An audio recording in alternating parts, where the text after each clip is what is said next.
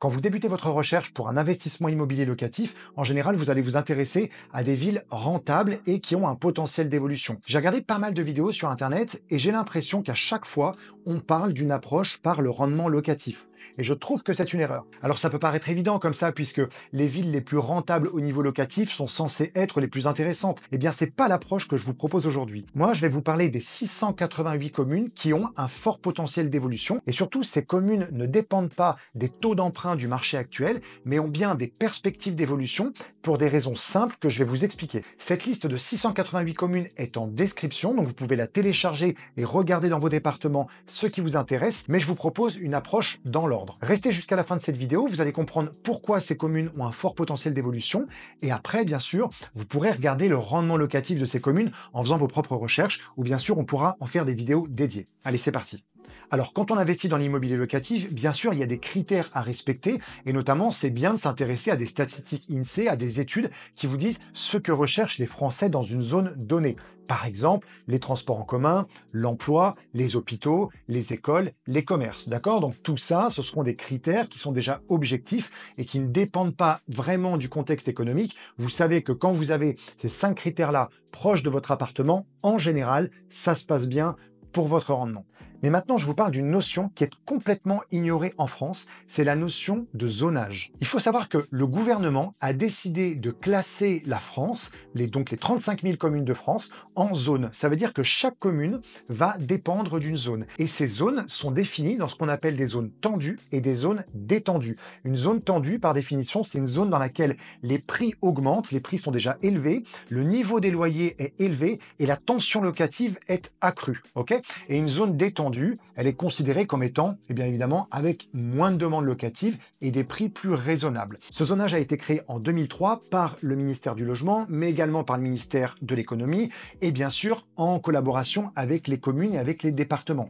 Et ils se sont également fiés à des statistiques INSEE. L'objectif, c'est quoi? C'est de pouvoir classer les zones pour dire, OK, voilà les potentiels d'évolution, voilà où les Français décident d'habiter. Donc si nous avons des subventions à donner aux communes ou aux particuliers, voilà les endroits dans lesquels on peut donner ces subventions et on va éliminer les zones détendues. Vous allez très certainement voir une carte de France affichée sur l'écran. Donc les 35 000 communes de France y sont. Et vous avez la répartition par couleur des zones. Dans cette classification, il y a 5 zones, de la plus tendue à la moins tendue. Donc la plus tendue, c'est la zone A bis. Ensuite, il y a la zone A juste en dessous, puis la zone B1. Donc ces 3 zones sont des zones considérées comme tendues.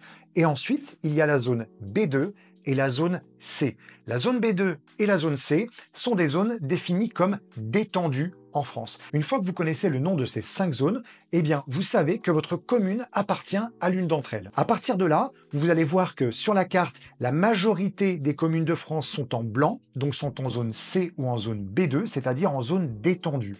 Donc, il y a environ 17 à 18% du territoire français qui est considéré comme zone tendue. Je vous en cite quelques-unes. La zone la plus tendue de France, c'est Abyss. Et Abyss, c'est principalement Paris et quelques communes de l'agglomération parisienne, comme Issy-les-Moulineaux, Boulogne-Billancourt, Neuilly-sur-Seine, etc. Juste en dessous, il y a la zone A, qui sont des communes extrêmement tendues. Donc il y a une grosse partie de l'Île-de-France, mais là, on va aussi dans d'autres régions de France. On peut parler de Strasbourg, de Lyon, de Bordeaux, Nice, Montpellier, Lille, etc. Donc vraiment des grandes villes, ok? Puis ensuite, toujours dans les zones tendues, viennent les zones B1. Donc là, on parle des agglomérations de plus de 250 000 habitants. Je peux vous citer Grenoble, Dijon, Metz, Reims, Angers, Clermont-Ferrand, bref, je vous laisserai regarder. Et ensuite, il y a les zones détendues, donc la zone B2, on peut citer Gap, Quimper, Colmar, Angoulême, bon là il y en a vraiment beaucoup, et la zone C qui concerne la majorité des communes de France. Je ne vais pas vous les citer, il y en a des dizaines de milliers. Maintenant, voici ce qui se passe.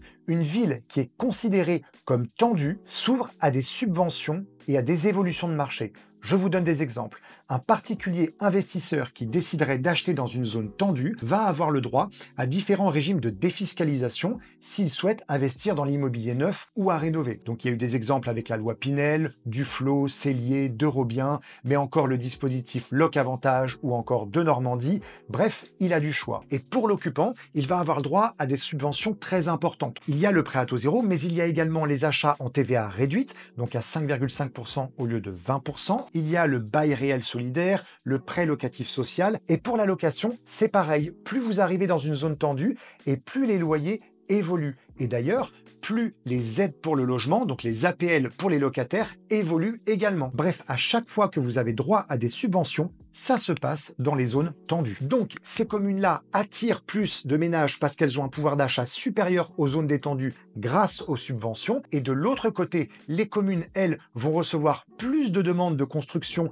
via les promoteurs et via les bailleurs sociaux parce que les promoteurs, eux, ont un meilleur bilan économique lorsqu'ils décident d'investir et donc de construire dans une zone tendue. Et pour les bailleurs sociaux, c'est pareil parce qu'il y a différentes subventions données aux bailleurs qui sont uniquement données par le gouvernement dans les zones tendues. Mais également pour les communes, ça va permettre de libérer du foncier et donc d'amener d'autres constructions, des infrastructures de commerce, etc. Comprenez que si le gouvernement a décidé de classer certaines villes en zone tendue, c'est pour pouvoir cibler les subventions et donc s'adapter à la demande des communes et des Français. Et donc, qui dit plus de ménages souhaitant investir dans une commune, dit plus de construction, plus d'infrastructures, potentiellement plus de transports, plus d'emplois, plus d'écoles, et donc, in fine, un prix de l'immobilier qui augmente avec le temps. Donc retenez que tout augmente. Et ce que je vous raconte ici, ça a déjà été prouvé par le passé. Étant donné qu'il y a des subventions, vous imaginez que le gouvernement est très sérieux sur son analyse pour décider avec les départements, avec les communes, de classer les villes en tendues ou détendues. Et on en vient au fait du jour.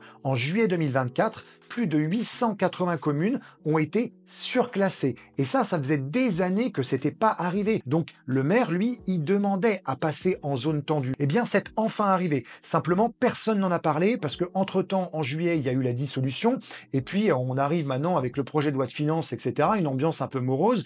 C'est passé complètement à la trappe. Pourtant, sur ces 880 communes, il y en a 688 qui ont été classées en zone tendue. C'est-à-dire que les 200 communes restantes, elles étaient déjà en zone tendue, simplement elles viennent d'être surclassées. Mais ces 688 communes étaient en zone détendue, donc soit en zone B2, soit en zone C, et elles viennent de passer au moins en zone B1 ou alors en zone A. Et c'est là que vous avez une carte à jouer. Le gouvernement l'a bien compris. Ils ont indiqué qu'avec le classement de ces 688 communes en zone tendue, ça allait donner accès à la propriété à potentiellement 3 millions de ménages. Donc mon conseil, c'est au lieu de vous embêter à regarder uniquement des communes sur lesquelles la rentabilité locative est élevée, j'ai des exemples vers chez moi avec des communes à 10% de rentabilité, pourtant, clairement, j'y mettrai pas un euro. Mais ça dépend de sa stratégie et c'est aussi parce qu'avec le temps, quand on voit des communes avec 10% de rentabilité, mais qui malgré 30% d'évolution du prix de l'immobilier entre 2017 et 2022, eh bien elles n'ont pas augmenté d'autant ou alors elles ont stagné, ça veut dire que ce sont des communes qui ont un potentiel d'évolution très faible. Alors que là, je vous parle de villes qui, de toute façon, sont vouées à évoluer parce que le gouvernement a décidé d'y mettre de l'argent. Et donc, les communes vont elles aussi investir chez elles. Regardez cette liste, vous allez voir l'ancien classement et le nouveau classement. Regardez les communes autour de chez vous, à 1 heure de chez vous maximum s'il s'agit d'un premier investissement, hein, soyons tranquilles. Et bien sûr, ne me croyez pas sur parole, regardez ces communes qui viennent de passer en zone tendue et vous regardez autour de ces communes, celles qui sont déjà en zone tendue depuis une dizaine d'années. Comparez les prix et vous allez voir qu'il y a une différence entre la commune qui vient de passer actuellement et les communes aux alentours qui sont déjà classées en zone tendue. Je ne vais pas être plus long pour aujourd'hui, il y a évidemment plein de détails à considérer derrière, mais je ne vais pas vous infliger une vidéo de 2 ou 3 heures, donc j'espère qu'elle vous a plu, j'espère que vous avez appris quelque chose. Bien sûr, posez vos questions en commentaire, ça me ferait plaisir, je réponds à tous les commentaires et je vous dis à très bientôt. Ciao.